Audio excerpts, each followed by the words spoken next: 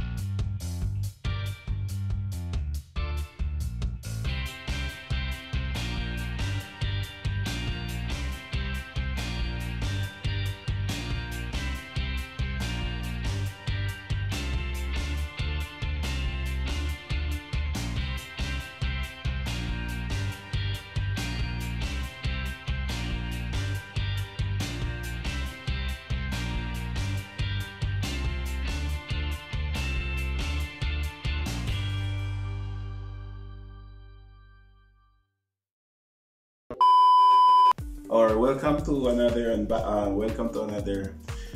assembly video. Alright, for this time I'm going to assemble a i5 10th gen 10400 Intel Core i5 with our Gigabyte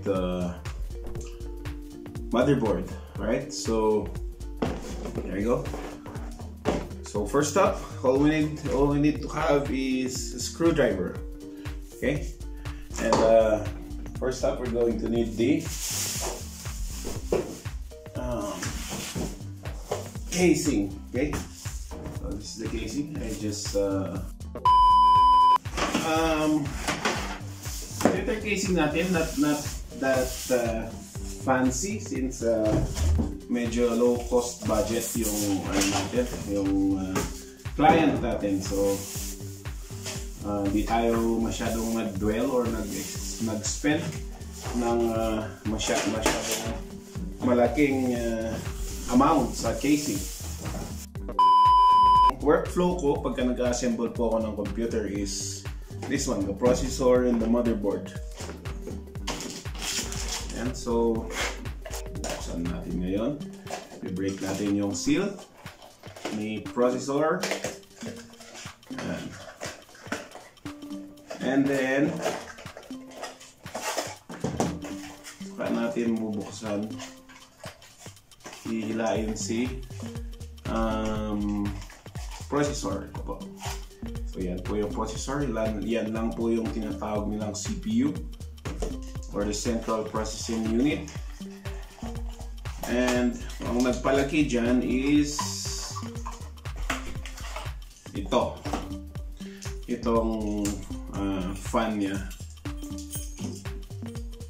Okay, so tatanggalin lang natin muna konti. Okay, so paano ko siya nilalagay? And kung titingnan niyo po, mayroon pong dalawang notch dito, both left and right. Ayan, so both left and right po yung notch na yan dito sa may taas. Ayan, up. Ayan, dito banda. Pa-clear natin ulit. Ayan. Okay. So, ang gagawin natin dyan is imamatch natin dito kay motherboard. Ayan. Up. Ayan. So, may dalawang counterpart yung notch. Ito. Saka yung sa kabila. Ayan. Okay. Ayan. So, kung paano natin siya ilalagay. Ayan po, no? So, lagay lang side to side sa baba and then release down and then, ayan, lock po natin siya and then kusa po itong tatanggalin to pag flip. Ayan. So, ayan na po, nakamount na yung ating ang ating processor. Susunod po dito guys is itong heatsink and fan. And so gagawin lang natin is itatama natin siya sa mga butas. And then make sure may arrow dito, may mga arrows here. So if it's pointing towards that way, dapat nakasagad siya dito. Counter nung arrow, okay? And then just press it. There. So naririnig nyo po siya, nag-i-snap. Ayan. And lock na po. So yan na po yung processor and heatsink nyo. Okay, so ito po yung lalagay nating memory. An 8GB DDR4 memory. Ayan. Corsair po siya. Same din po guys. Same din siya sa Intel processor. Or same thing siyang may feature din, may notch feature din siya. In our case, itong DDR4 natin, ayan, meron din po siyang notch dyan. So itatama nyo din po dito sa may notch ng memory bank. Ayan. Insert our memory RAM. Okay. Okay. Alright, so there you go. Ayan. Ayan. Ayan. Hindi nag-lock sa baba. Ayan. So, there you go guys. Ayan. And susunod natin, papahiga na natin siya ngayon.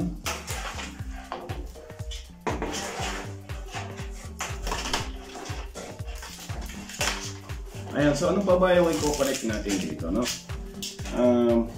So, gagawin natin, bago muna natin yan dyan. And maglalagay po tayo ng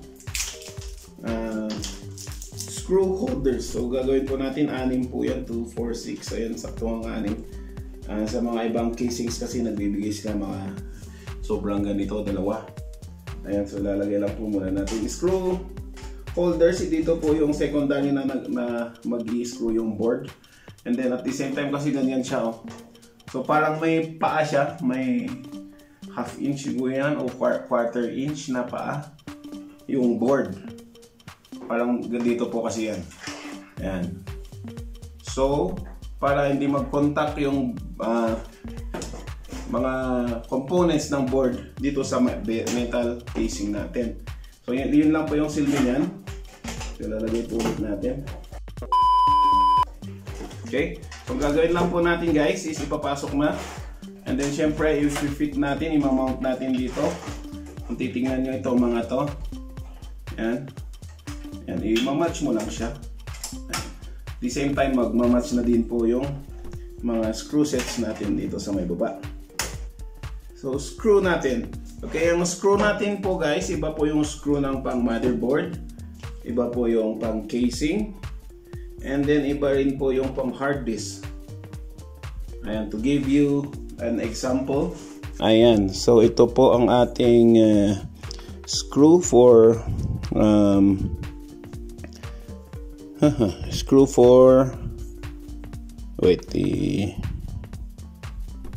ayan, so ito po yung ating screw for our motherboard. So itong titingnan nyo may bilog siya, then may pa-flat na konti.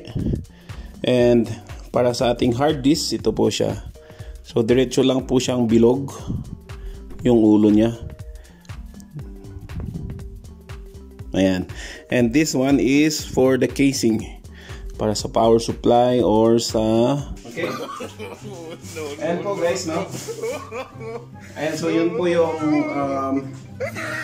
tatlong klase ng screw na makikita po natin dito sa ating casing. Ayan. Pinapakita ko lang kasi